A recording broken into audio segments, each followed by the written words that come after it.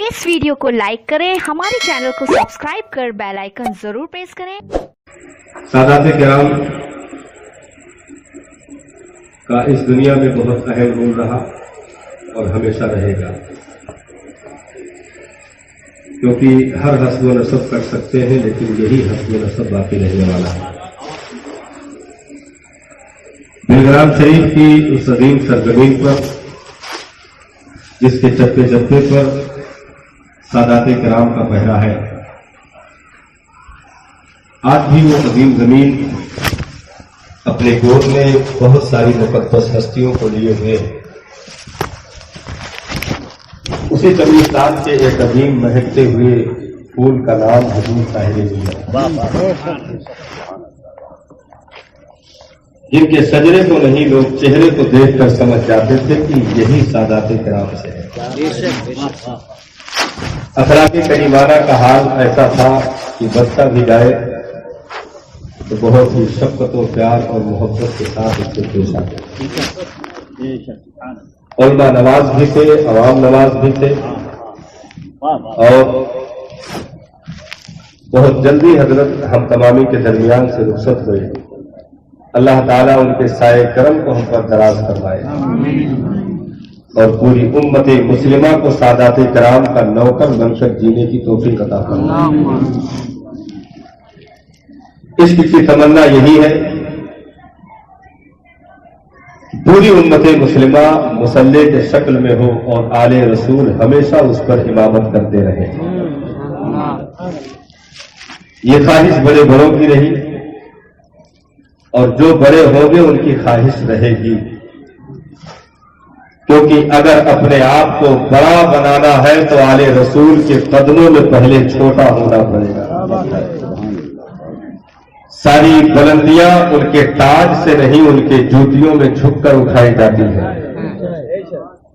जिन अजीम हस्तियों के पाए अक़दस से उड़ने वाली धूल को बुजुर्गाने दीन अपनी आंखों का सुरमा बनाने में फख्र महसूस करते रहे, वो अजीम हस्तियां जिनके रगों में मुस्तफा जारे रहमत का खून दौड़ रहा, जिसके लिए नबी ने मुकम्मल अजरे रिसालत, जो भी तबलीगे दीन के लिए मशक्कतों का सामना हुआ, जो भी परेशानियां आपने उठाई, उन पर कोई भी मुआवजा, कोई भी बदला नहीं मांगा गया। लेकिन नबी ने अगर अज्र के तौर पे उम्मत से किसी चीज का मुतालबा बहुक्मे रब किया, क्या कहना, वाह वाह वाह, तो वो है अपने आल से मोहब्बत, औलाद की मोहब्बत, कि मेरे उम्मतियों तुम ताइफ में उठे पत्थरों का सिला तो नहीं दे सकते। हर में काबा के में सजदे के दरमियान ऊंट की ओढ़ड़ियों को जो डाला गया, तुम उन मशक्कतों का बदला तो नहीं दे सकते। उहद में बंदाने मुबारक जो शहीद हुआ, तुम उसका बदला तो नहीं दे सकते। हाँ, तुमसे एक चीज मांगता हूं, इल्लल मवद्दता फी क़ुर्बा। मेरे उम्मतियों, अगर तुम कुछ दे सकते हो तो मैं तुमसे सिर्फ यही तलब कर रहा हूं कि तुम मेरी आल से मोहब्बत करते रहना, तुम मेरी औलाद से मोहब्बत करते रहना। ये तलब सरकार की पूरी जिंदगी रही और हर मकाम पे नबी ने अपनी आल का तज़किरा किया। किसी मकाम पे अगर नबी ने इरशाद फरमाया कि लोगों को क्या हो गया है, आज मेरे आल से दूरी अख्तियार करने की कोशिश कर रहे हैं, उन्हें मालूम होना चाहिए कि कल बरोज़े क़यामत अगर मैं सबसे पहले किसी की शफाअत करूंगा तो वो मेरी आल होगी, या उसकी शफाअत करूंगा जिसके कलेजे में मेरे आल की मोहब्बत होगी।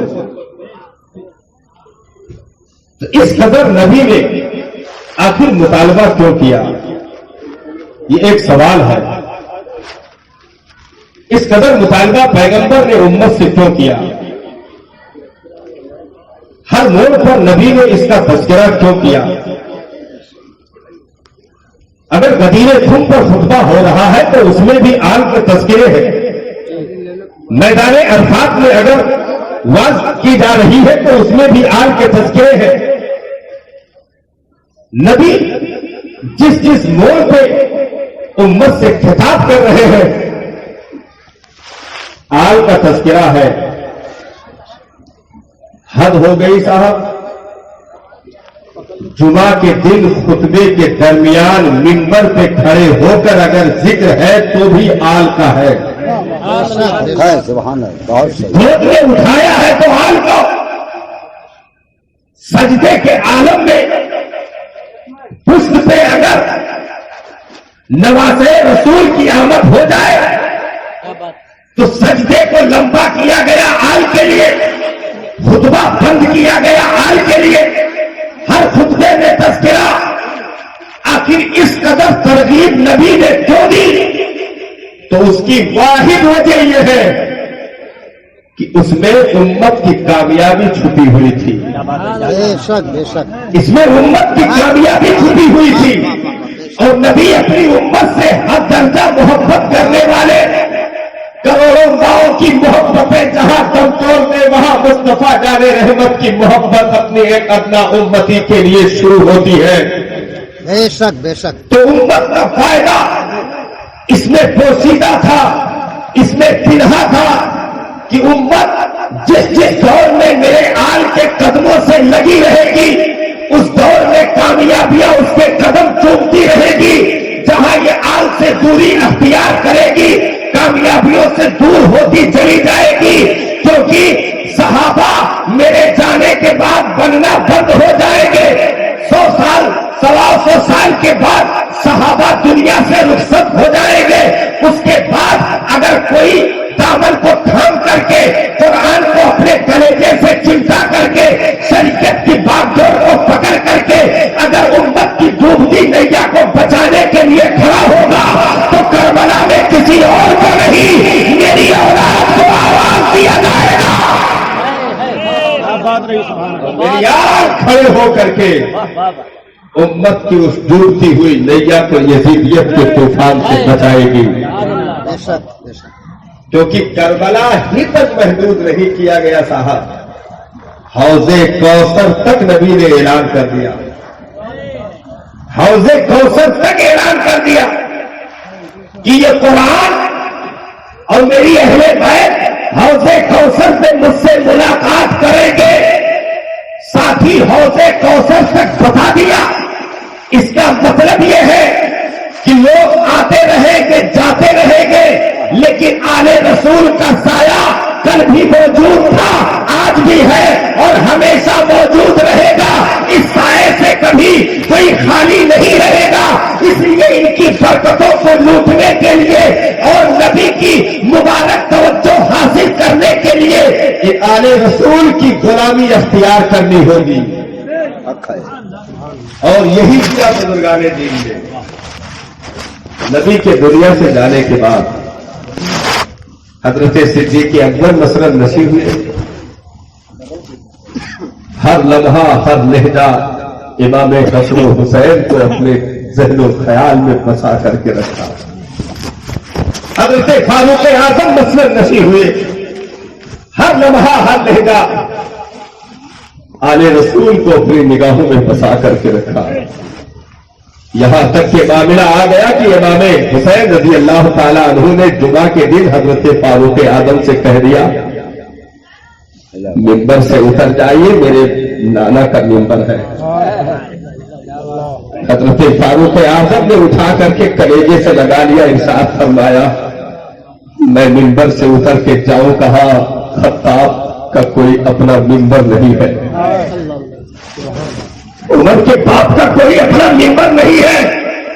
کاش کہ آپ روز تشریف لایا کریں اور دیدار کر کے ہم اپنے تڑپتے تھڑکتے دلوں کو قرار دیا کریں.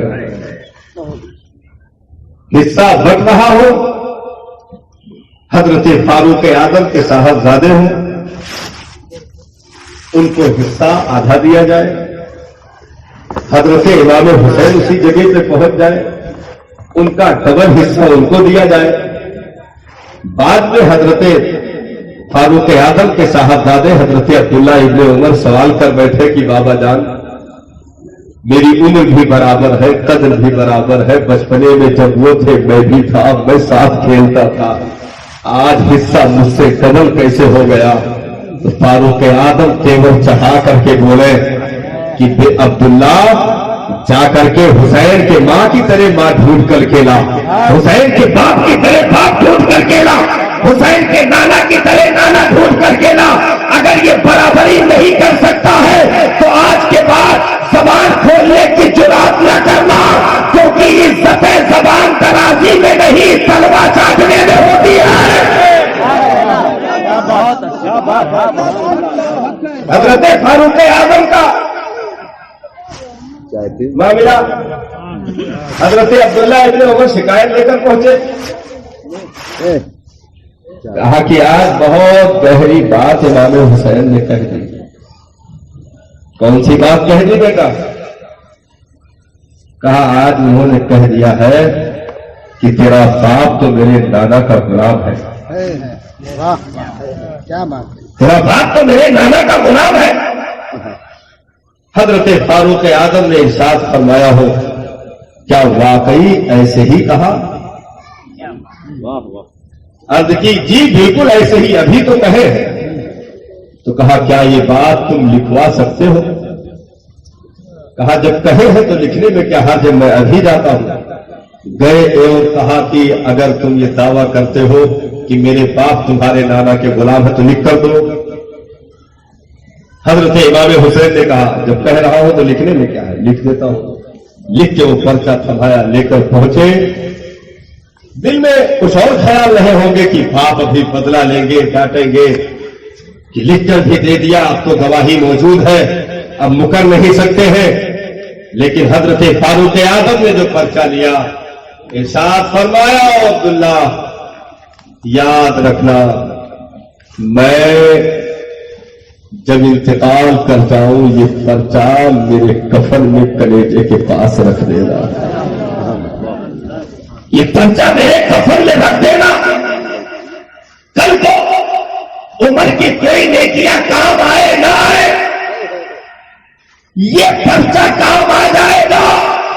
जब पूछा जाएगा क्या लेकर के आया है, तो मैं अर्ज करूंगा मौला तेरे महबूब की गुलामी की सनद लेकर आया हूं।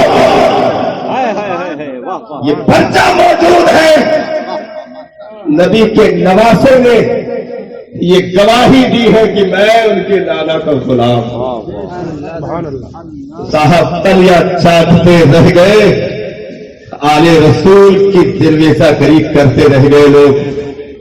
बड़े बड़े शाहाने वक्त भी अपनी पगड़ियां झुकाने में फख्र महसूस करते रहे आले रसूल के कदमों में, क्योंकि नबी ने पूरे दीन की तबलीग का सिला करार दे दिया आले रसूल की मोहब्बत को। वो अजीम हस्तियां जिनसे नबी ने बेहद प्यार फरमाया हो, जिनसे मोहब्बत का हुक्म दिया हो, और उनसे भी मोहब्बत के लिए दुआएं की गई हो कि मौला उन्हें भी महबूब बना लेना जो मेरी आल से मोहब्बत करे, उन्हें भी महबूब बना लेना जो मेरी आल से मोहब्बत करे।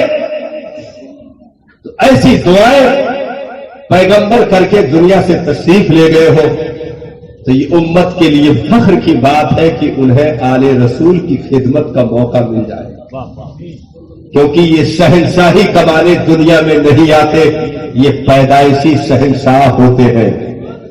ये पैदाइशी पीर होते हैं, इमाम होते हैं, फैसला होते हैं। इन्हें किसी सनद को दुनिया में हासिल करने की जरूरत नहीं है, क्योंकि इन्हें सारी सनदें औलाद होने की वजह से मुस्तफा जाने रहमत के चौखट से मिल चुकी है। अब इन्हें दुनिया में कोई नारा लगा करके बुलंद नहीं कर सकता साहब। सारी बुलंदियों को वो पार कर चुके हैं, क्योंकि हैदरी कछार के वो शेर है साहब। खातूने जन्नत के चादरे ततहीर की हवाएं मिली है उन मुकद्दस हस्तियों को। मुस्तफा जाने रहमत का खून उन जगहों में तोड़ रहा है। جن کے نور سے وجود مسعود جگمگا رہا ہو، وہ آل رسول کی مقدس ذاتیں ہوتی ہے، جنہیں سمجھنے کے لیے اس مہینے سے زیادہ اور کسی مہینے میں شاید کوئی سمجھے، اس مہینے سے زیادہ اور کوئی مہینے میں شاید کوئی سمجھے۔ سمجھنے کے لیے تو پوری زندگی باقی ہے، لیکن یہ مہینہ جو چل رہا ہے رضا کا مہینہ چل رہا ہے، بے شک بے شک، بہت رضا کا مہینہ چل رہا ہے۔ شاہ امام احمد رضا خان محدث بریلوی کا مہینہ چل رہا ہے، جس کا نام لیتے ہی آل رسول کی محبتوں کی خوشبو پھوٹنے لگتی ہے۔ اس مہینے میں بہتر طریقے سے ہم سمجھ سکتے ہیں۔ دیکھیے، کسی ہستی کو یاد کرنے کے لیے یہ ضروری ہے کہ اس کی زندگی کے تمام تر لوگوں فلک کو دیکھا جائے۔ اسے یاد رکھنے کے لیے اس کے حالات زندگی کو پڑھنا ضروری ہے۔ اور یاد کیوں کیا جاتا ہے؟ بھائی باپ دادا مر گئے، ان کی تربت تک ہمیں نہیں معلوم کس قبرستان میں کس کونے میں دفن ہے، لیکن آج تک ہم پرچم اعلی حضرت اٹھائے پھر رہے۔ 103 سال ہو گیا وصال کو، آج تک غریب نواز کا نعرہ لگا رہے ہیں، کیونکہ جو اپنی ذات کے لیے آتا ہے، جیتا ہے، چلا جاتا ہے، دنیا اسے بھول جاتی ہے، لیکن جو پوری امت کے لیے جیتا ہے پھر امت اسے قیامت تک کبھی بھول نہیں پاتی۔ ان مقدس ہستیوں میں بھائی ہم نارمل لوگ ہیں، کلمہ پڑھے یہی سنبھال لے جائے تو بہت بڑی بات ہے کہ نہیں؟ کلمہ پڑھے بس، اس کے آگے اب اور کچھ کر لے جائے تو مقدر کی باتیں ہیں۔ ہم سے دوسرے کا ایمان بچ جائے یا ہم کسی کو ایمان دے دیں، ہم کسی کو کلمہ پڑھا دیں، دائرے میں لے لیں، یہ ہم جیسوں کے بس کی بات تو نہیں ہوتی۔ یہ وہ لوگ ہیں جو پڑھاتے نہیں تھے، صرف بستیوں سے گزر جاتے تھے تو لوگ اسلام کا کلمہ پڑھ لیتے تھے، صرف بستیوں سے گزر جاتے تھے تو لوگوں کو اسلام کی خوشبو مل جایا کرتی تھی۔ اس لیے ان ہستیوں کو یاد کیا جاتا ہے۔ لوگ کہتے ہیں اعلیٰ حضرت کا نعرہ کیوں لگاتے ہو، اتنا تذکرہ کیوں کرتے ہو، اس جگہ پہ نبی کا تذکرہ کیوں نہیں کر لیتے؟ میں نے کہا نادانو، تمہیں کیا معلوم ہے، اعلیٰ حضرت کسی عاشق کا نہیں، مکمل عشق کا نام ہے۔ اعلیٰ حضرت کسی محب کا نام نہیں، بلکہ مکمل محبت رسول کا نام اعلیٰ حضرت ہے۔ اعلیٰ حضرت عشق کا وہ عظیم قطرہ ہے جنہوں نے عشق رسالت کے سمندر میں اپنے آپ کو کھڑا کر دیا۔ تو آج ان کا تذکرہ کرنے سے نبی کا تذکرہ خود بخود ہوتا ہے۔ بھائی اعلیٰ حضرت کا تذکرہ جب ہوگا تو واہ کا جود و کرم ہے، شہ فتح تیرا ضرور پڑھا جائے گا۔ حضرت کا تذکرہ جب ہوگا تو نعمتیں بانٹتا جس سمت وہ جیسان گیا، اس کا ذکر ضرور ہوگا۔ اعلیٰ حضرت کا جب تذکرہ ہوگا تو وہی رب ہے جس نے تجھ کو ہوا تن کرم بنایا، اس کا ذکر ضرور ہوگا۔ جب اعلیٰ حضرت کا تذکرہ ہوگا تو ان کی مہک نے دل کے غنچے کھلا دیے ہیں، اس کا ذکر ضرور ہوگا۔ جب اعلیٰ حضرت کا تذکرہ ہوگا تو یہ تمام تر جو نغمات انہوں نے در رسول پہ پیش کیے ہیں، ان تمام کا تذکرہ ہوگا۔ یعنی اگر محبت رسول سیکھنا ہے تو تمہیں اعلیٰ حضرت سے عشق کرنا ہوگا۔ نبی کے در کی خیرات اگر پانی ہے تو پہلے غلاموں سے رابطہ کرنا ہوگا، پہلے غلاموں سے رابطہ کرنا ہوگا۔ محبتیں اگر کلیجے میں آ جائے تو حضرت بلال جیسے لوگ حضرت فاروق اعظم کے بھی سردار بن جاتے ہیں۔ اس لیے اس مہینے میں خصوصیت کے ساتھ آل رسول کا تذکرہ اور اعلیٰ حضرت کے عشق کی روشنی میں سفر المظفر کے اس مہینے میں اگر دیکھا جائے تو اعلی حضرت نے وہ سبق دے دیا ہے امت کو کہ رہتی دنیا کبھی آل رسول کو فراموش نہیں کر سکتی ہے. پوری زندگی آپ نے قربان کی، دین کے لیے وقف کیا، لیکن ان زندگی کے عظیم لمحات میں آل رسول کی تعظیم کا جو سنہرا واقعہ آپ کی زندگی میں ملتا ہے وہ صاحب کسی اور خانقاہ میں نہیں دکھتا. یہ امام احمد رضا خان محدث بریلوی کی چوکھٹ پہ دیکھنے کو ملتا ہے. کبھی تعجب ہوتا ہے کہ اعلیٰ حضرت کو سادات کے گھرانے میں کیوں نہیں بھیجا گیا، اعلیٰ حضرت کو آل رسول کیوں نہیں بنایا گیا. تو وجہ صرف یہ ہے پٹھان گھرانے میں اعلیٰ حضرت کے آنے کی کہ اگر آل رسول ہو کر کے آل رسول کی ڈولی اٹھا دیتے تو دنیا کہتی بات گھر کی تھی، اس لیے ایسا کیا ہوگا. لیکن جب پٹھان گھرانے میں امام احمد رضا خان نے آنکھیں کھولی، پھر آل رسول غریب مزدور کو ڈولی میں بٹھا کر کندھے پہ اٹھا لیا تو دنیا بول پڑی کہ پٹھان ہو کر کے آل رسول کی یہ تعظیم ظاہر سی بات ہے یہ شخصیت و ذات کی بنیاد پر نہیں، محبت مصطفیٰ کی بنیاد پر ہے. کیونکہ نبی سے سچی محبت اسی وقت ہوگی جب نبی کی محبوب ترین چیزوں سے بھی محبت کی جائے.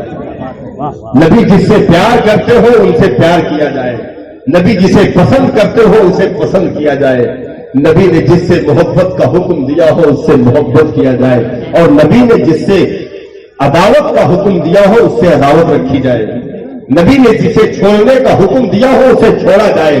تو یہ حقیقی محبت ہوتی ہے. اعلیٰ حضرت مکمل اپنے وجود میں عشق رسول کا نمونہ تھے، جنہوں نے الحب للہ والبغض للہ کا تمام تر مفہوم امت کو عطا کر دیا اور بتا دیا کہ اگر بات سختی کیا جائے تو کتابوں پہ حرف غلط بھی برداشت نہیں کیے جاتے، اور بات اگر نرمی کیا جائے تو سالوں کے بل زبان سے غوث اعظم کے نام کی شیرنی اٹھا کر کے بتا دیا جائے کہ وقت کا مجدد زمین پہ پڑی شیرنی کو اپنی نوکے زبان سے اٹھاتا ہے. تو نرمی کا عالم یہ ہے اور سختی کا عالم یہ ہے کہ آج بھی صدی گزر گئی صاحب، آج بھی خالی امام احمد رضا کا نام ایوان باطلہ میں لے لیا جائے تو لرزہ طاری ہو جاتا ہے. جلال کا یہ عالم ہے کہ بزرگوں نے فرمایا جسے پہچاننا ہو کہ یہ اپنا ہے کہ بیگانہ ہے تو اس کے نام اس کے ساتھ میں صرف امام احمد رضا کا نام چھیڑ دینا، اس کے سامنے صرف ذکر امام احمد رضا کر دینا، فوراً چہرے کی حیرت سے پتہ لگ جائے گا کہ یہ اپنا ہے کہ بیگانہ ہے. چہرے کی حیرت بتا دے گی. اعلیٰ حضرت کو اس دور سے آج تک معیار مانا جا رہا ہے، اور اہل سنت والجماعت پر بہت بڑا احسان ہے اس عظیم مجدد کا. بھائی دین کے لیے کام جن جن لوگوں نے کیا یا جو کرتے رہیں گے ان کے تذکرے کل بھی ہو رہے تھے، آج بھی ہو رہے، ہمیشہ ہوتے رہیں گے جب جب دین کو ضرورت پڑی. کیونکہ رب نے ارشاد فرمایا دین کی حفاظت کی ذمہ میں نے لی ہے، میں اس کی حفاظت صبح قیامت تک کروں گا. یہ دست قدرت میں اس کی حفاظت رکھی گئی ہے، اسے دنیا نظر نہیں لگا سکتی، لیکن اگر کسی کو محافظ بنا کر کھڑا کیا جائے تو یہ سمجھو کہ وہ رب کا بہت مقبول بندہ ہے جس سے یہ عظیم خدمت لی گئی ہے. کوئی دین کا کام کر کے دین پر احسان نہیں کرتا، قرآن بچا کر کے قرآن پر احسان نہیں کرتا، نبی کی ذات کی دفاع کر کے نبی پر احسان نہیں کرتا، الوہیت کے عقیدے پر بول کر کے جو ہے خدا پر احسان نہیں کرتا. لیکن یہ کام اسی سے لیا جاتا ہے جس سے اللہ و رسول محبت کرتے ہیں. ہر دور میں جب جب ضرورت پڑی تو بھائی نبی تو آئے گے نہیں میدان میں، خدا تو آئے گا نہیں اتر کر کے دین کی حفاظت کے لیے. ظاہر سی بات ہے یہ کام بندوں سے لیا جائے گا.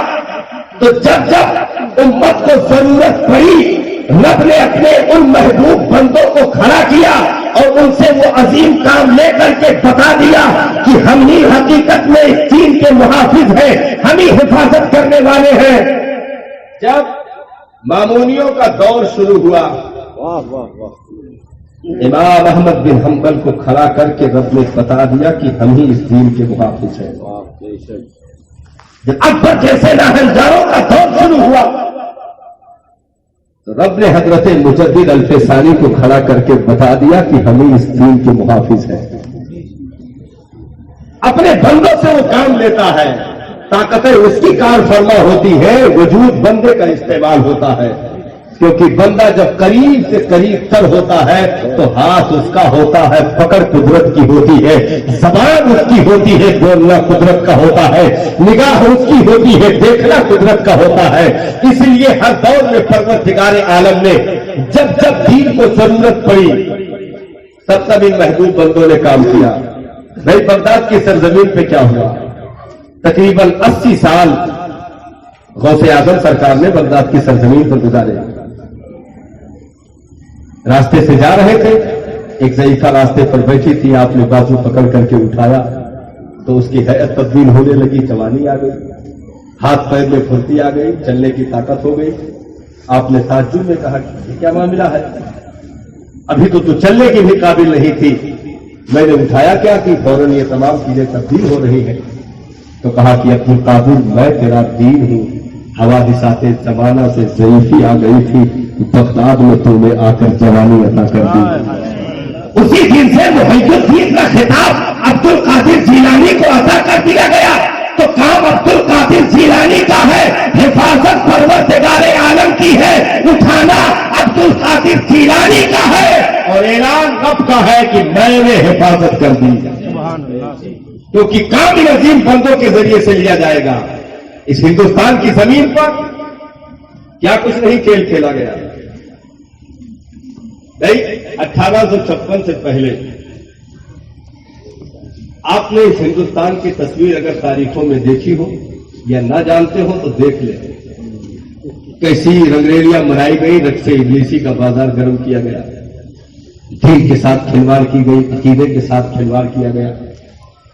तन के गोरों ने, मन के कानों ने आकर के बहुत बारीकी से इस कौम के रीढ़ की हड्डियों में घुसने की नापाक कोशिश की और ये पता लगाना शुरू किया कि आखिर इस कौम को जलील कैसे किया जा सकता है, इस कौम को कमजोर कैसे किया जा सकता है, इस कौम को शिकस्त कैसे दी जा सकती है। तो पता लगाते लगाते वो इस हद तक पहुंच गए कि इस कौम को अगर कमजोर करना है या रुसवा करना है, जलील करना है, इसे मुट्ठियों में बंद करके अगर जहां चाहना है ले जाना है तो इसके कलेजे से पहले इसके नबी की मोहब्बत निचोड़ दो, इनके दिलों से इनके पैगंबर की मोहब्बत निकाल दो। क्योंकि पिछली तारीखें उठा करके देखो, चाहे उहद की जमीन हो, चाहे बदर का मामला हो, चाहे खंदक और तबूक के मामला हो, हर लहाज पर तादाद और तलवार का मामला जीरो पर रहा। लेकिन सिर्फ इसके पैगंबर की बुनियाद पर इस कौम ने 313 होकर के भी नाको चले चलवा दिए। सिर्फ पैगंबर पर भरोसा करके खजूरों की डंडियां लेकर के मैदान में उतर गई और बातिल को दंगा शिकन जवाब दिया और कहा, नादानो तुम्हें क्या मालूम है, हमने मादी ताकतों पर भरोसा नहीं किया है, हमने तो भरोसा आमिना के लाल की साथ पर किया है। अगर उनकी निगाहें सीधी रही तो दुनिया बाल भी बेटा नहीं कर सकती है। भाई हजरत सफीना का क्या मामला हुआ? जंगल में जा रहे हो, शेर अचानक सामने आ जाए, हजरत सफीना को हमला करने के लिए उनके ऊपर तैयारी कर रहा हो, शेर जबड़े निकाल रहा हो और पंजे सीधा कर रहा हो, इतने में हजरत सफीना बोल पड़े हो, या अबुल हारिस, ऐ जंगल के शेर, अला सफीना तो मौला रसूलुल्लाह, मैं सफीना हूं, नबी का गुलाम हूं। हमला करने से पहले ये बात सोच ले, सुन ले कि मैं सफीना नबी का गुलाम हूं। अगर कुछ किया तो शिकायत उनके दरबार तक पहुंच जाएगी। तो शेर तुम हिलाने लगा, हजरत सफीना का तलवा चाटने लगा, उनके काफिले से ले जाकर के मिला दिया और वापस आकर के उसने बज़बाने हाल ये कहा कि यारा तुमने तो उनका जिक्र छेड़ दिया जिनका गुण हम भी गाते हैं, जिन पर सलाम हम भी पढ़ते हैं, जिन पर दुरूद हम भी भेजते हैं। तो ये मोहब्बत रसूल की बुनियाद पर अगर ओहद में कामयाबी ने तलवा चूमा तो मोहब्बत रसूल की बुनियाद पर, अगर तबूक में कामयाबी ने तलवा चूमा मोहब्बत रसूल की बुनियाद पर, अगर फतह मक्का में काबा के छत पर अज़ान बिलाली की सदा गूंजती है मोहब्बत रसूल की बुनियाद पर, अगर 10,000 से ज्यादा किलोमीटर तक पैगंबर ने अपनी जाहिरी जिंदगी में 23 साल दौरे तबलीग में अगर इस्लाम का परचम लहराया है तो अपने गुलामों को पहले अपना दीवाना बनाया है। वो पहले उन्हें हुदैबिया के मकाम पर वजू के कतरात को न गिरने देना, ये इश्क की सैराबी हो चुकी थी, उनके वजू के धोबन को जमीन पर टपकने न देना, ऐसे आशिक पैदा हो चुके थे। मुरादे रसूल को अपने चेहरों पर न लेना, ऐसे आशिक पैदा हो चुके थे। बौले मुबारक को अपना मसलूम बना लेना, ऐसे आशिक पैदा हो चुके थे। हजरत अब्दुल्ला इब्ने मसूद जैसे लोग नबी के नालैन को अपने आस्तीनों में छुपा करके मस्जिद नबवी में नियत बांध कर खड़े हो गए, ऐसे आशिक पैदा हो चुके थे साहब। पहले इश्क की खेती लगाई गई, जब वो पककर तैयार हो गई तो कामयाबी का परचम गाड़ दिया गया, क्योंकि ताकतवर को मारना आसान है, आशिक को मारना आसान नहीं। क्योंकि आशिक की गर्दन भी अगर कटे साहब फिर भी जिस्म की गोटियां इश्क की गवाही देती है। क्या कहना वाह वाह। जिस्म की गोटियां भी इश्क की गवाही देती है। मुरादाबाद की जेल में अल्लामा सैयद किफायत अली काफी को कैद कर दिया गया। नंगे बदन पे गरम स्त्री फिराई गई, जिस्म की खाल उभर गई साहब। नमक मिर्च पीस करके उन जख्मों पर मल दिया गया और तड़पता मरने के लिए जेल में छोड़ दिया गया। और सुबह अगर ये बच गया तो इसकी फांसी दी जाएगी, इसका ऐलान भी हो गया। मुरादाबाद जेल के सामने मैदान में फंदा लगाया गया, तड़प रहे थे कच्ची मछली की तरह साहब। एक जलती हुई पीली माचिस की अगर उंगली में लग जाए तो वजूद तड़प जाता है। पूरे बदन को जलती स्त्री से फेर करके खाल उधेड़ दिया गया हो, फिर उस पर जुल्म वालाए जुल्म की नमक और मिर्च मल दिया गया। अल्लाह तड़पते रहे और कहा अपने मौके से किफायत अली बाजा जा। पहला उस आले रसूल ने मुरादाबाद जेल में रह करके दीने मुस्तफवी पर दिया और कहा ओए अंग्रेजों कान खोल करके सुन लो, मैं मदीने वाले का गुलाम हूँ, गुलाम। ये जिस्म के ढांचे से रूह निकल सकती है, अकीदा नहीं जा सकता। रखते रहे जेल में। अंग्रेज तो गहरी नींद सो गए साहब, लेकिन रात का आधा हिस्सा गुजरा होगा। मुरादाबाद की जेल अचानक रोशन हो गई। सुभान अल्लाह सुभान अल्लाह। पड़े हुए थे गशी की कैफियत में, रोशनी आई, उठकर बैठ गए। मदीने वाले सरकार सेखाने तशरीफ फरमाते। मेरे नबी ने इरशाद फरमाया, बेटा किफायत अली कोई तकलीफ? कहा सरकार थी, अब नहीं है। थी लेकिन अब नहीं है। सुबह को अंग्रेज इस नियत से आए कि मर गया होगा या लागत बचा होगा, कहीं कोने में पड़ा होगा, उठा करके इसकी सांसें रोक दी जाएगी। लेकिन जो पहुंचे तो आईने जवाब मरदा हक कोई वो बेबाकी अल्लाह के शेरों को आती नहीं। पहले से भी ज्यादा जुर्अत के साथ बैठे हुए थे, हाथों में हथकड़ी, पांव में बेड़िया। जब निकाला गया आपने तराना छेड़ा, कोई गुल बाकी रहेगा ना चमन रह जाएगा, पर रसूलुल्लाह का दीने हसन रह जाएगा। याद रखो हम सफीरों बाग में है 4 दिन का चहचहा, बुलबुलें उड़ जाएगी, सोना चमन रह जाएगा। और जाते जाते उस मुकद्दस हस्ती ने दुनिया को पैगाम दे दिया, फंदे को चूम करके मुरादाबाद के मैदान में ये ऐलान कर दिया कि याद रखो, दीन के चौधाई और कुर्बान होने वाले ये एक किफायत अली की साथ नहीं, पीछे बहुत सारे कतारों में खड़े हुए हैं, बहुत सारे लोग आ रहे हैं हमारी नींद की हड्डियों में। ये कुर्बान होने के लिए नस्लें करवटें बदल रही है, क्योंकि जब तक के इस दीन की खुशबू इस दुनिया में बाकी रहेगी, इसमें गर्दन कटाने वालों की तादाद बढ़ती रहेगी। क्योंकि वो मिस्र का मैदान था जो सिर्फ औरत की उंगली कटने पर खामोश हो गया, ये अरब का मैदान है, यहाँ गर्दनों का सौदा कल भी था, आज भी है, सुबह कयामत तक रहेगा।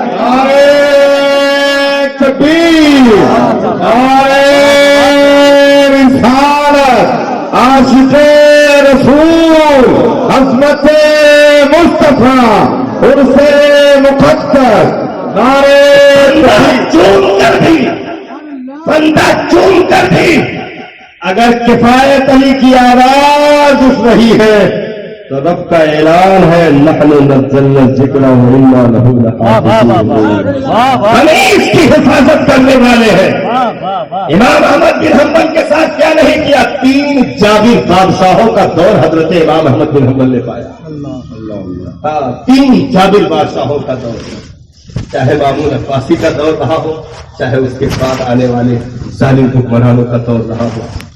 क्या नहीं किया गया साहब, सिर्फ यही था कि तुम दीन का सौदा कर लो।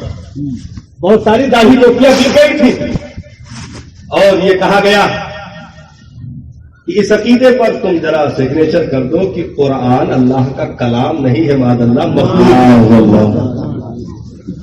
इमाम अहमद बिन हम्बल ने कहा, कैसी बातें तूने कर दी, अल कुरान कलामुल्लाह, कुरान तो अल्लाह का कलाम है।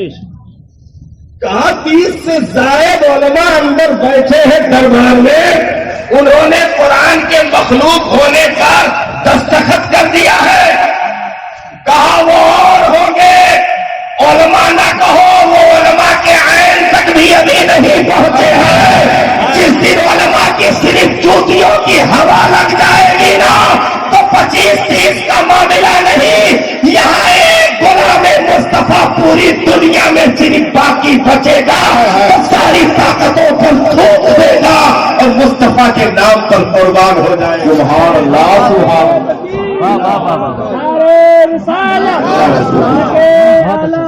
फिर सजाएं दी जाएगी, फिर सजाएं दी जाएगी। का जो करना करते भाई, मेरा तो यही नारा है, अल कुरान कलाम। झगड़ा गया, बेड़ियां डाली गई, और यही नहीं, बंद कमरे में जेल की कोठरी में मामला हुआ। शहर के बीच चौराहे पर उस अजीम मुहद्दिस को बांधा गया जिसने एक रवायत के मुताबिक तकरीबन 8 लाख से जायद हदीसें ज़बानी याद की हुई, जिनके हजारों शागिर्द साहब बड़े बड़े मुहद्दिस बने हुए थे। बाजारों में हम जैसों पर अगर कोई मामला आ जाए तो हम चेहरा छुपाएंगे कि कोई अपना शनासाई ना मिल जाए, नहीं तो मजीद बेइज्जती हो जाएगी। लेकिन इमाम अहमद बिन हम्बल के बदन का कुर्ता उतार दिया गया, सिर्फ लुंगी में दोनों हाथ ऊपर करके खंबे से बांध दिया गया, और ताजा दम जल्लादों को एक एक कोड़ा मारने के लिए एक जल्लाद रखा गया। एक जल्लाद को एक कोड़ा मारना था ताकि पूरी ताकत से मारे। रिवायत बताती है कि कोड़े के दर्द के साथ गोश्त के रेशे उड़ उड़ कर जमीन पर गिरते थे। अपने घरों में रखी हुई किताब पर कुरान से पूछो तो सही, 30 पारों तुमने यहां तक सफर कैसे किया है? आज तो हमने तिलावत के लिए खोलने भी आर महसूस किया था। पूछो उन 30 पारों से जिन्होंने ओहद में अमीर हमजा के चलाए कलीजों को देखा हो। मैं हजरत ओहद पहाड़ के करीब पहुंचा, इत्तेफाक से मुकद्दर था, जाना नसीब हो गया। मैंने उस मंजर को देखा, तारीफ निगाहों में थी। शोहदाए ओहद की कब्रें भी वहीं मौजूद हैं, जबल ओहद के बगल में। मैंने वो पहाड़ी देखी, वो घाटी देखी, और वहां जमीन के नीचे आराम फरमा उन सरफरोश जाबाज मुजाहिदों की उन अजीम कब्रों को देखा, आंखें भर आई। मैंने कहा है ओहद तो अपनी जगह पे आज भी खड़ा है, तूने अपनी इन्हीं निगाहों से इन सुरमाओं को कुरान पर लिखते हुए तूने देखा है कि नबी हजरत अमीर हमजा अपने सखी चचा की लाश लेकर चले हो तो ओहद पहाड़ भी पीछे चल पड़ा हो, ओहद पहाड़ भी पीछे चल पड़ा हो। नबी ने इरशाद फरमाया हो ओहद रुक जाओ, मैं जानता हूं तुम मोहब्बत करता है, कल मैं तुझे जन्नत में अपने साथ लेकर जाऊंगा, तुझे मैं जन्नत में अपने साथ लेकर जाऊंगा। मैं चचा को नहीं ले जा रहा, मैं तेरे ही दामन में इन्हें जो है गहरी नींद सोने के लिए छोड़ के जा रहा हूं। मैंने कहा है वो के पत्थरों, तुमने अपनी निगाहों से वो मंजर देखा होगा कि कुरान पर कैसे निछावर हुए हैं इन बहादुरों ने, कैसी कुर्बानियां दी है। खून की सुर्खियों से साहब कौम के अकीदे और उनके आबरू की आखिरी तारीख जंगों में रकम करने वाली हस्तियों ने अपने नंगे बदन जिन्हें कफन भी बयाबर मैसर ना हो सका, जमीन की घास डाल करके जिनको दफन किया गया हो, उन सोई हुई कब्रों में मुजाहिदीन से कोई पूछे तो सही कि कुरान की इज्जत कैसी होती है। मैंने कहा था बीच में जो फितना उठा था खिंजीर वसीम रजवी का, मैंने कहा था उस दौर में, मैंने कहा न तूने कुर्बानी दी, न तेरी नस्लों ने दी, न तूने कुर्बानी देखी, न पढ़ी, न सुनी। काश कि तू कुरान पे लुटने वालों की कुर्बानियों का एक भी चैप्टर पढ़ा होता तो तुझे ये बकवास करने की जुर्रत न होती।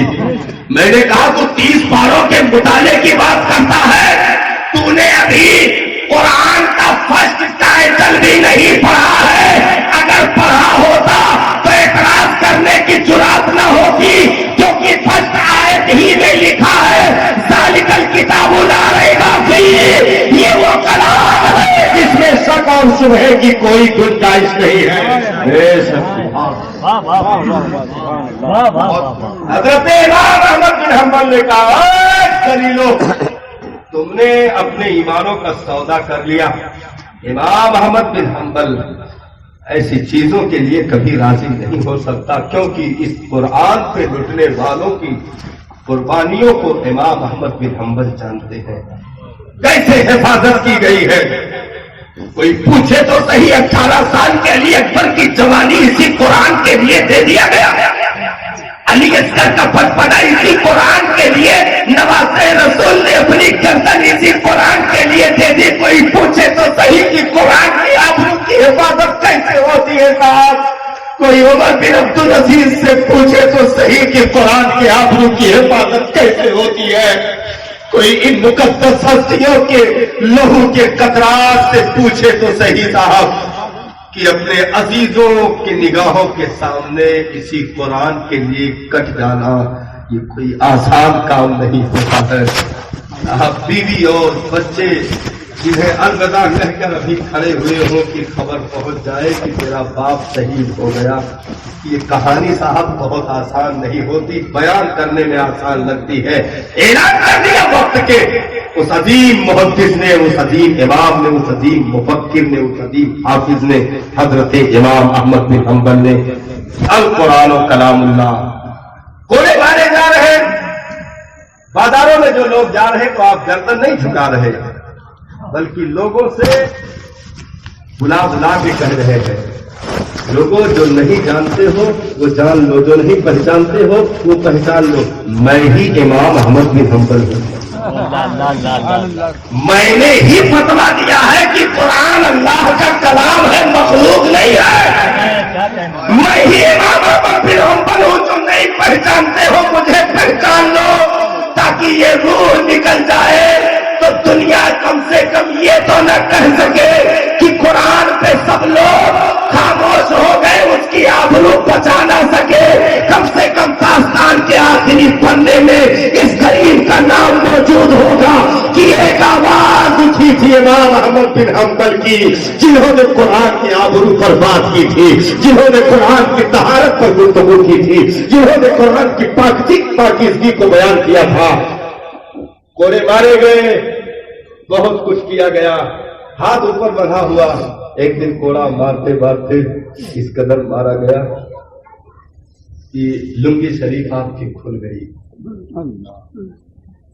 नाक से नीचे सरकने लगे, करीब था कि सतर खुल जाए। हाथ चौकी ऊपर बंधे हुए, कोड़ों की मार पुष्ट पर, और लुंगी आहिस्ता आहिस्ता नीचे जा रही, ढीली हो रही थी और कोड़े पड़ रहे थे। हाथ बंधे बंधे आपने कहा, मेरे मालिक तेरे लिए कोड़े तो खा रहा हूं, लोगों के सामने बेआबरू तो ना कर। अल्लाह अल्लाह अल्लाह, कोड़े तो खा रहा हूं, बेआबरू तो ना कर। मैं भी हाथ नमोदार हुआ, इमाम अहमद बिन हम्बल की लुंगी दुरुस्त करके चला गया और बता दिया उस मर्द मुजाहिद ने कि बात अगर पावर की आएगी तो लफ्ज निकलने से पहले यहाँ दुआएं कबूल की जाती है, लेकिन हमें आजादी में नहीं कोड़ों में जायका आता है। हमें कोड़ों में जायके मिलते हैं क्योंकि महबूब बंदे आजादी में लुत्फानंदोज नहीं होते, वो सजाओं में लुत्फानंदोज होते हैं। अगर जमीन पर लौटने से, नंगे बदन लेटने से अबू तुराब का खिताब मिलता है तो रेशम का कपड़ा पहनने से ज्यादा अली नंगे बदन रेत पर लौटना पसंद करेंगे, क्योंकि पिया को जो भाए वही भेष हमारा है। ऐलान करते रहे और दुनिया देखती रही, यहां तक कि उन उलमाए सू ने भड़का दिया, कहा यह हक पर नहीं है, इसका पीछा छोड़ तो पागल हो गया है। इमाम अहमद बिन हम्बल ने उन जाबिर शहंशाहों के सामने एक जुमला कहा था, कहा ओ बोलने वालों सुन लो, पागल कौन है तो दुनिया बाद में फैसला करेगी, हक पर कौन है ये जनाजा फैसला करेगा। हक पर कौन है ये जनाजा फैसला करेगा। इमाम अहमद बिन हम्बल दुनिया से रुखसत हुए, दिल देखने की जगह बाकी नहीं थी, और जिन्होंने कोड़े मारे थे वो मरे, तो 4 आदमी के अलावा 5वां चारपाई को कंधा देने के लिए मौजूद नहीं था। तारीख ने दोहरा करके बता दिया, हक की आवाज आवाज होती है जो बंदे की नहीं, कुदरत की आवाज होती है, कुदरत की सदाएं होती है, कुदरत की ताकत कार फरमा होती है। फिर वक्त गुजरता रहा, इमाम अहमद बिन हम्बल ने मौत को गले लगा लिया और उन्हीं ज़र्बों के तमाम तकालीफ से आप शहीद हो गए, दुनिया से रुखसत हो गए, और रब ने ऐलान कर दिया हम ही है इस दीन की हिफाजत करने वाले। वक्त गुजरता रहा, अब मैं असल मौजू की बात करूं, क्योंकि गुफ्तगू के लिए कम से कम आज की जिस शख्सियत का इंतखाब हुआ है, जिन आले रसूल की बारगाह में खिराज पेश करने का मामला है, मैं अगर 3 घंटा गुफ्तगू करूं तो हो सकता है मैं अपने मौजू से किनारे आ जाऊं।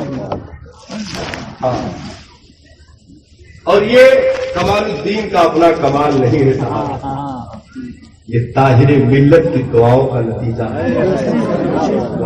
मैं जिंदा मौजूद हूँ आज आपके सामने, बात आ गई तो तहदीस नेमत के तौर पे मैं दोहरा दूं, हजरत भी गवाह है, याद दिलाऊं उल्लहिया का जलसा जिसमें मुफ्ती अमानुल रब साहब शरीक थे।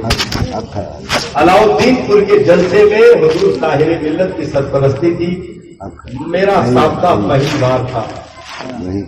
हुजूर ताहिर मिल्लत तशरीफ लाए, उसके बाद बयान शुरू हुआ।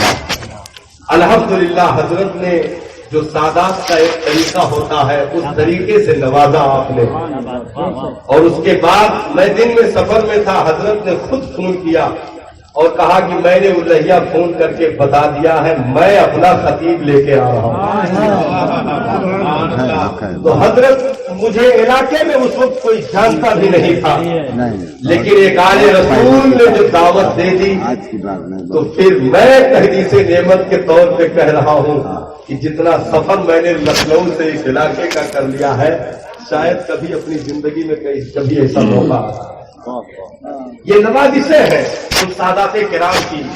कोई जाए तो सही साहब, वहां तो बरसात होती है। हाँ, वहां तो बरसात होती है। तो बात चल रही थी दीन पे आवाज उठाने की, दीन की हिफाजत की, दीन के लिए कुर्बानियां देने की। हवादिसाते जमाना ने हिंदुस्तान को अपने चंगुल में लिया और जहां मामूलियों के दौर में दाढ़ी और टोपियों की कीमत लगी थी, हिंदुस्तान में उससे कहीं महंगी टोपियां बिक गई। हाँ, महंगी टोपियों की कीमतें हुई, दाढ़ियां खरीदी गई और दिल जिनका सियाह था, नाम लेबल मुसलमान का लगा हुआ था, उन्होंने सौदा कर लिया और उन्होंने पता दे दिया। फिर भाई अगर वो डायरेक्ट अंग्रेज अगर हमला करने आता तो मामला उल्टा हो जाता कि तुम यार अपना तो आदमी है नहीं, ये गैर है, ये तो जाहिर सी बात है गलती बोलेगा। लेकिन उसने कुर्ता पजामा पहना करके, दाढ़ी टोपी लगा करके, उनके मुंह में अपनी जबान डाल करके कौम के दरमियान इमाम बना करके भेज दिया और ऐसी तहरीकें चलाई गई कि कुरान की नस्से कतई का भी इनकार किया जाएगा। इसी हिंदुस्तान में हजरत ईसा अलैहिस्सलातु व तस्लीम के जो मोजिजे का तज़किरा कुरान में किया गया है कि आप जो है कोढ़ियों को शिफा दे देते थे, अंधों को बीना कर दिया करते थे, मुर्दे को जिंदा कर दिया करते थे। उसकी तावीलें इसी हिंदुस्तान में की गई कि वो मुर्दों को जिंदा नहीं करते थे बल्कि दिलों को जिंदा करने का तज़किरा कुरान में है। गलत तावीलें कर दी गई और कहा वो कोढ़ियों को और नाबीनाओं को शिफा नहीं देते थे बल्कि उन्हें बस्ती से बाहर कर देते थे। ये कुरान का मफ़हूम बयान किया जाने लगा और कहा जाने लगा कि मादअल्लाह नबी तो अपनी बेटी फातिमा की भी शफाअत नहीं करवा सकते। यानी जबान अंग्रेज की, दिल अंग्रेज का, गुर्दा फेफड़ा कलेजी अंग्रेज की, सिर्फ ढांचा वजूद मुसलमान बना करके कौमों में ऐसे जरासीम छोड़ दिए गए जो चंद सालों में दीमक की तरह लोगों का अकीदा चाट गए। बड़े बड़े इदारों की बुनियाद रखी जाने लगी, कुरान की तालीम के नाम पर बुलाया जाने लगा, हदीस के तालीम के नाम पर बुलाया जाने लगा और दीन जो बगदाद में कभी जवान हुआ था फिर से उसे ज़ईफ़ी आने लगी, उसे फिर से कमजोरी लाहिक होने लगी। कुरान की आबरू का सौदा इसी हिंदुस्तान में हुआ, हदीस की आबरू का सौदा इसी हिंदुस्तान में हुआ, इसी हिंदुस्तान में हुआ। ववजदा का बालन बहादा का तर्जमा किया गया मादअल्लाह कि नबी आपको गुमराह पाया तो अपनी तरफ राह दी गई मादअल्लाह। इसी हिंदुस्तान में कुरान की आयतों को मस करने की नापाक साजिशें, हदीस पर कीचड़ उछालने की नापाक साजिशें, ये तमाम तक मंसूबे तैयार हो गए और अंग्रेज खुश थे, ईमान के सौदाई खुश थे कि हमने तो बड़ा तीर मार दिया, मैदान साफ है, अब कोई आवाज उठने वाली नहीं है, अब कोई तहरीक चलने वाली नहीं है, क्योंकि सिद्दीक का दौर गुजर चुका, फारूक का दौर गुजर चुका, उस्मान का दौर गुजर चुका, अली का दौर गुजर चुका।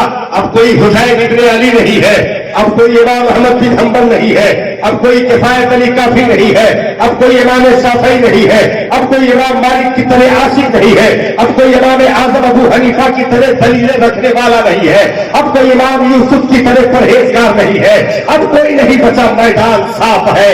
यहां तक कि मिंबर तक बेच दिया गया, मेहराब तक बेच दिया गया, दिल्ली जामा मस्जिद में कुफ्र को ले जाकर मिंबर पर बिठा दिया गया और खुतबा तक दिलवा करके दीन को मस करने की और उसके तमाम तर जो है रोशनियों को मध्यम करने की नापाक साजिशें रची गई। यहां तक कि नस्लों को खरीदा जाने लगा, नौजवानों के दिलों पर हमला किया जाने लगा, उनके अकीदों पर हमला किया जाने लगा। वो चाहे औरतों का सौदा करके अकीदा खरीदने का मामला हो, चाहे रुपया देकर अकीदा खरीदने का मामला हो, चाहे जमीन देकर के अकीदा खरीदने का मामला हो, चाहे किसी बड़ी जागीर का मालिक बना करके अकीदा खरीदने का मामला हो, ये तमाम तर स्कीमें इसी हिंदुस्तान की की जमीन पर चलाई गई और हिंदुस्तान की जमीन थर्राने लगी साहब। वो हिंदुस्तान जिसने गरीब नवाज का तलवा चुनने का सर पाया, वो हिंदुस्तान जिसने महबूब इलाही की परहेजगारियों की बरखा देखी, वो हिंदुस्तान जिसने बाबा कुतुबुद्दीन बख्तियार काकी के सजदों की धमक पाई, वो हिंदुस्तान जिसने बाबा फरीदुद्दीन गंजे शकर के वजूदे मसूद को अपने कलेजे पर महसूस किया, उसी हिंदुस्तान को जो है बिगाड़ने की, उसके शरीर को मिटाने की नापाक कोशिश की जाने लगी। जो कभी सोने की चिड़िया कही जाती थी, उस मिट्टी को नापाक करने की नापाक तर्ज से रखी गई और उन्हीं अंग्रेजों से नापाक बुनियादों में नापाक ईंटें भी डाली गई और कुरान के नाम पर कौम को दावतें दी गई, हदीस के नाम पर कौम को दावतें दी गई। लेकिन उन्हें क्या मालूम था कि अल्लामा रजा अली खां की रीढ़ की हड्डियों में कोई करवटें बदल रहा है। उन्हें क्या मालूम था कि जिन अंग्रेजों के दरबारों में तुमने अपना बेचा है, उससे पहले मुगलिया सल्तनत में परहेज कबीले से चलकर पठानों का कुंबा हिंदुस्तान में अपनी धमक दे चुका है। वो चाहे इब्राहिम शाह की जात हो, चाहे सईदुल्लाह खां की जात हो, चाहे सादत यार खां की जात हो, चाहे अल्लामा कासिम की मुकद्दस जात हो, इन तमाम हस्तियों ने शाहाने जमाना के दरबारों में ऐसे असर व रसूख रखे कि डिप्टी कलेक्टर के ओहदे पर फाइज रहे ये लोग।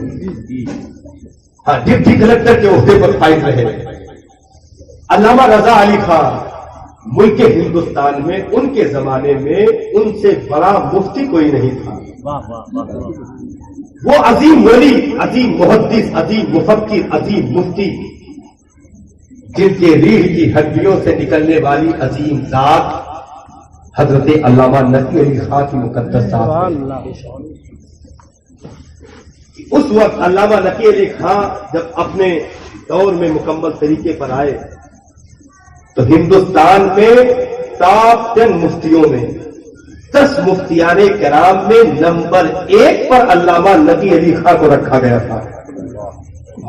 वो अजीम हस्ती जिनके सुल्फ से रीढ़ की हड्डियों से सफर करता हुआ जब बेईमानों की गंध उड़ चुकी हिंदुस्तान की जमीन पर और ये हुआ कि ये लोग ले डूबेंगे असलाफ की तारीखों को, ये करबला की कुर्बानियों को ले डूबेंगे, इमाम अहमद बिन हंबल के कोने के दर्द की कुर्बानियों को ले डूबेंगे, ये सिद्दीक की सदाकत पर कीचड़ उछालने की कोशिश कर रहे हैं, उमर की अदालत को मस करने की कोशिश कर रहे हैं। तो इसी हिंदुस्तान की जमीन में रब ने करम फरमाया और फिर 10 मुकर्रम 1272 हिजरी, 3 शनीचर 14 जून 1856 ईस्वी में अल्लामा नकी अली खां के आंगन में एक खुले शादाब मुस्कुराया, जिन्हें तारीखी नाम अल मुख्तार अब्दुल मुस्तफा इमाम अहमद रजा प्यार से आला हजरत कहा गया। और जिन्होंने आंखें खोली तो बहुत तेजी के साथ साहब 4 साल 4 महीने 4 दिन में जिसने नाज़रे कुरान को कंप्लीट कर लिया हो, अलगत मुकम्मल ये कहिए कि 13 साल 10 माह 4 दिन में जिसने आलिम फाजिल मुफ्ती बन करके जिंदगी का पहला फतवा तहरीर कर दिया हो, वो आवाज उठी कि मुकम्मल 14 साल की उम्र में पहला फतवा जो इमाम अहमद रजा खान मुहद्दिसे बरेलवी ने दिया वजाहत के मसले पर, वालिद गिरामी ने अल-जवाब सही लिख करके दस्तखत करके मोहर लगाया और इनाम भी दिया, शहजादे को गले लगाया और कहा कि आज के बाद ये जिम्मेदारी आपके सर डाली जाती है। तो वो 14 साल का हिंदुस्तान की तारीख में सबसे छोटी उम्र का मुफ्ती उठकर खड़ा हुआ, जिसने जो है नस्त के ईमानों में जलजला बफा कर दिया, अंग्रेजों के दरपर्दा बने गुलामों के पांव में जंजीरें डाल दी, अंग्रेजों के दौलतों पर अपने ईमानों का सौदा करने वालों के गलों में फंदा डाल दिया, उनकी ज़बानें गुम कर दी, जिनके रजा है खंजरे खूंखार फौजदार, आधा से कह दो खैर बनाए मुनासब करे वादी रजा की कोहे हिमाला रजा का है, जिस वक्त देखिए वह हिमाला रजा का है। अगले ने बहुत कुछ लिखा है इनमें दीन पर जो कुछ है इस सदी में वो तन्हा रह जाता है। नारे तकबीर, नारे रिसालत, मसलक आला हजरत, हिर्से मुक़द्दस, हज़रत अल्लामा कमालुद्दीन साहब क़िबला। बहुत तेजी के साथ, क्योंकि वक्त बहुत कम था, काम बहुत ज्यादा था साहब। बहुत उम्दा, बहुत वक्त उम्दा। मुजद्दिद के पास बहुत कम था, वाह वाह वाह वाह। काम बहुत ज्यादा था, इसलिए सिर्फ दरसगाहों का सहारा नहीं लिया गया, इल्मे लदुन्नी के भी फैजान क्या जारी बात हुए। है, वाह वाह वाह। वो बातनी उलूम के फैजान जारी हुए जिन्होंने बचपन ही में मकसद में पहुंच करके बचपन के उस्ताद को हैरान करके रख दिया। चले तो चलते गए, अपने ठिकाने सब पहचानते गए। एक मजदूर बशीरुद्दीन नाम के बरेली में रहते थे, जो कोई उनके पास जाता था 50 गालियां देते थे। मजदूर वैसे किसी को नहीं भाव देते, 50 गालियां सुनाते थे। आला हज़रत सरकार कहते हैं, मैं तन्हाई में रात में उठा और उस बचपने की उम्र में मैं जा पहुंचा। गया, मैंने सलाम अर्ज की, उन्होंने देखा और ऊपर से नीचे तक निहारा। उसके बाद कहा, तुम रजा अली खां के कौन हो? वाह वाह वाह। तुम रजा अली खां के कौन हो? कहा, मैं उनका पोता हूं। फौरन कहते हैं, अरे नीचे क्यों बैठे हो, जरा ऊपर तो आ जाओ, तुम्ही से तो इल्म का सूरज निकला है। मजदूरों तक तो वो खबर दे दी गई थी, क्योंकि जिस हस्ती से काम लेना हो, रब उन्हें कागजी किताबों का मुहताज बनाकर नहीं भेजता है, बल्कि कलेजों में उलाई का कतबा फी कुलूबिहिम ईमान का मुद्दा सुना करके भर देता है। अब तो रजा का कलम चला है तो साहब नजदीक के जो है तमाम तर दुर्गे खुश थे अंग्रेजों की तहरीकों पर की कामयाबी मिल गई। अब सिद्दीक जवाब देने के लिए नहीं रहे, फारूक जवाब देने के लिए नहीं रहे, लेकिन नहीं साहब, जब बरेली रुहेलखंड की जमीन पर इमाम अहमद रजा ने सफ़े इम्दाद पे कलम रखा है, तो एक हाथ से नहीं दोनों हाथ चलना शुरू हुए साहब, और फिर तहरीर मालिक के वजूद में आनी शुरू हुई। जो एक मर्तबा लिख देते 10-10 मुफ्तियाने कराम नकल करके थक जाते थे। इस कदर तेजी के साथ जो कलम चला है, तो साहब सिर्फ तन्हा बरेली में अहमद रजा खान पठान घराने का शहजादा नहीं बोल रहा था, सिद्दीक़ अकबर की सदाकत अलग बोल रही थी, उमर की अदालत अलग बोल रही थी, उस्मान की सखावत अलग बोल रही थी, अली की शुजाअत अलग काम कर रही थी, हुसैन आजम की कुर्बानियों का जौहर अलग मौजूद था। यहाँ तक कि इल्म और हिकमत का मामला आए, इमाम आजम को जिस बात पे रश्क आए वो काम अहमद रजा कर रहे थे। इमाम शाफई की बरकतें जहां उतरे वो काम इमाम अहमद रजा कर रहे थे। इमाम अहमद बिन हंबल अफज करे वो काम इमाम अहमद रजा कर रहे थे। इमाम मालिक जिसे दादो तहसीन थे वो काम इमाम अहमद रजा कर रहे थे। तन्हा वजूद आला हजरत नहीं, बल्कि एक फकीह नहीं बैठा था साहब, अहमद रजा का कलम चल रहा था, इमाम अहमद बिन हंबल का सहारा था, इमाम शाफई की तारीफ थी, इमाम आजम अबू हनीफा का पुष्ट पे हाथ था।